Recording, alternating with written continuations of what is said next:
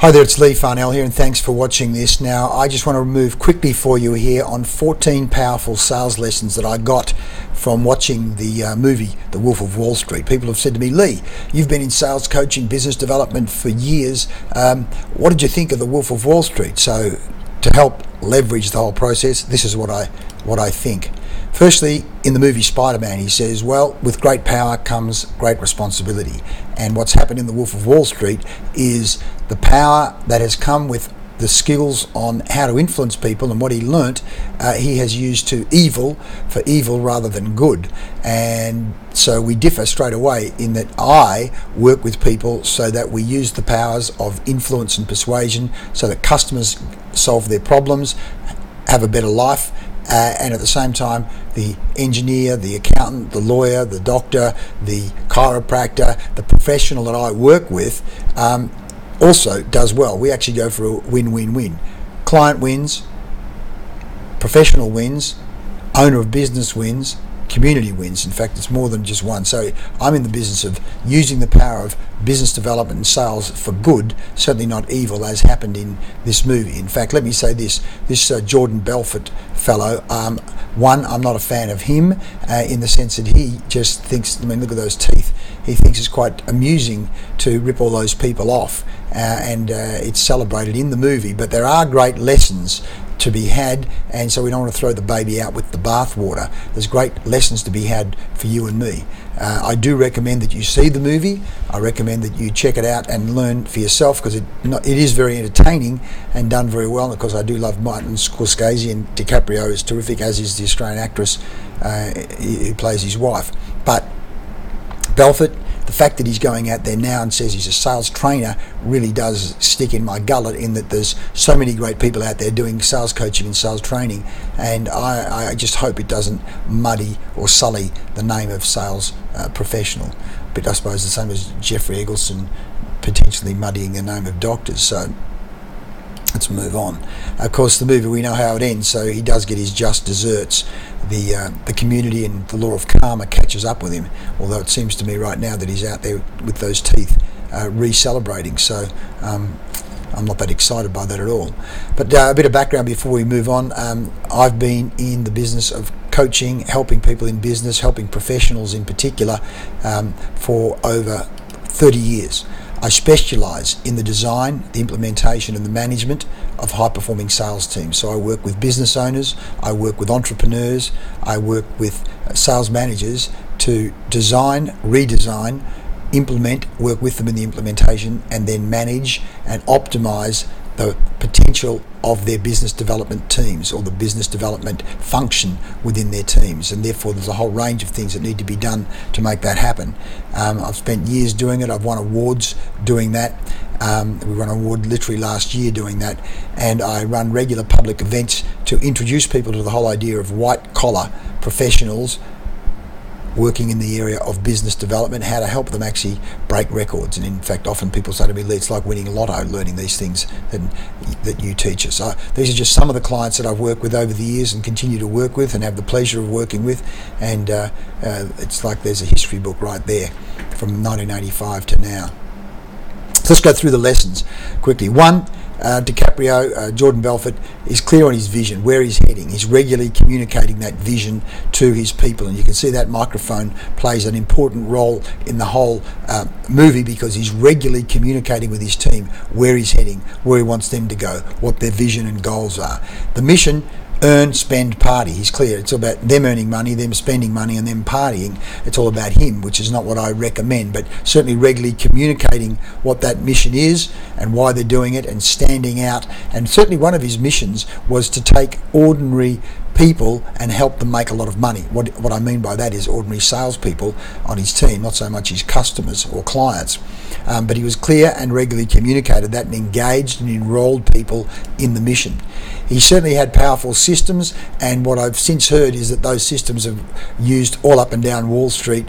Lehman Brothers and others have used these kinds of systems to get where they go, and of course there's certainly karma coming back as a result of misusing or using them for their own purposes. But he has tight systems around communicating with his team, things that he does on a regular basis to make sure that they optimise their potential, and on almost a daily basis communicated with the team the goals of the day, where they're heading, what products they should be pushing and selling, what the incentives were to do it, and firing them up before they started their day, getting them in the right emotional state. Lesson 5, the power of scripts. And as I say, these scripts are used up and down Wall Street, and he talks about the gold, the rivers of gold that came from these scripts, in training people in the words to say, how to use them, the order, the number of tools that are in those scripts in terms of developing rapport, handling objections, need discovery, disturbing, aggravating need, pushing the greed gland, creating scarcity. You'll see these things happen, and it's structured.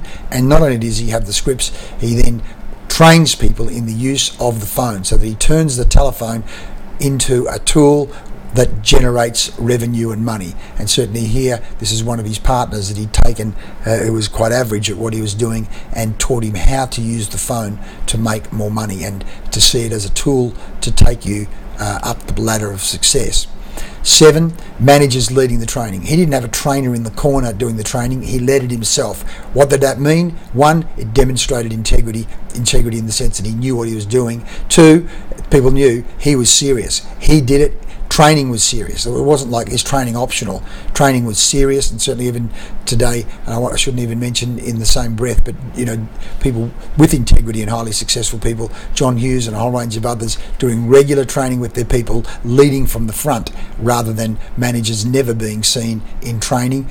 What message does that give the people? Of course, it means that they're not serious. But here it showed both key managers and partners are in the training, helping people to develop the skills and making it a fun experience. And certainly one of the parts of the training was the joy of celebrating success. And here you can see one of the guys in the group getting really fired up about making their first sale.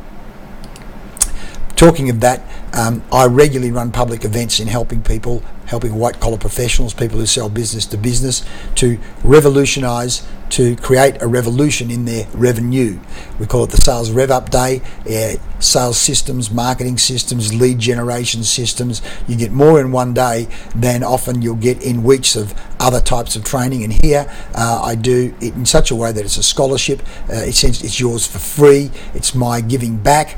And at the same time, some people may want to work with me. I take only by application. I'm so busy these days, I cannot spend time with people who are not serious. So there's an application process required, and if they meet the criteria, then we can begin to talk.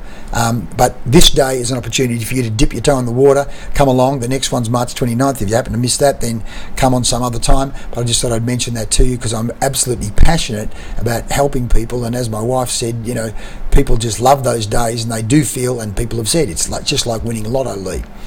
Lesson number 9, team. Look at this, the creation of team energy, team focus, team motivation. You can see he is well aware of at the start of the day, getting people in the right mood. And these guys, like the wolves, are the wolves in the wolf pack. And the metaphor of the wolf pack that he talked about. What's the metaphor of your team? Rule 10, lesson 10. Rewards and incentives, making sure you're rewarding the right behaviours, incentivising the right behaviours, making certainly money, but other prizes and other experiences there. I was with a team the other day where they spent more time celebrating the guy's retirement than they had in incentivising him and making him happy about achievement and doing the behaviours that you actually wanted. Come on. Great loyalty created. Why? Giving first is a great example. It was a single mum who, in fact, I found out since, in fact, in real life was actually a stripper. And they knew that if they looked after her, she'd be an absolute killer on the phone. And sure enough, she was. He'd given her something like $5,000 or $10,000 to help her out, and she was incredibly loyal as a result of that.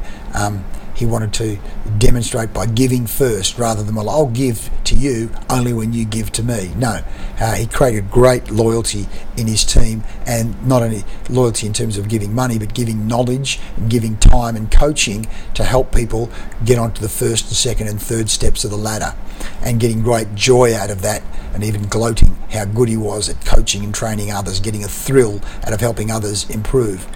Lesson number 12, are you a role model? As a leader, are people aspiring to be like you? I'd like to be like that. I'd like to be like my boss. I love my boss. I'd love to have my boss's lifestyle. My boss shares their lifestyle with me, and I want to be like them. Of course, 13, the mood of the leader sets the mood of the group. The hungry mood, the excited mood, the hopeful mood, the visionary mood, the motivational mood. I know certainly where there are negative bosses, how they set negative tones in the office. Here, Belfort set a positive, excited, challenging, almost a warlike missionary tone in the office. What's the mood in your office? And then 14, fun and celebration.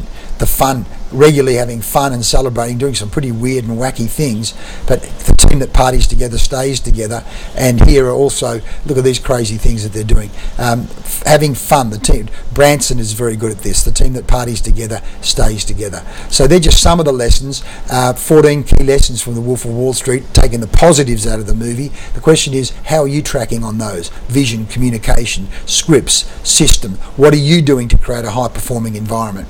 As I say, that's the business I'm in, is designing, implementing, constructing, even redesigning, improving, and then managing those high-performing sales environments to get the very best out of your team, to get the very best out of the products, the marketing, the best return on investment for time and money. That's what we do. If you want to find out more, then come along on March 29 or one of the other rev-ups. The tickets are there. It's a sales scholarship. It is like winning lotto, plus there's some bonuses there also. So thanks for watching this, and you want to know more, then come along, salesrevup.com.au.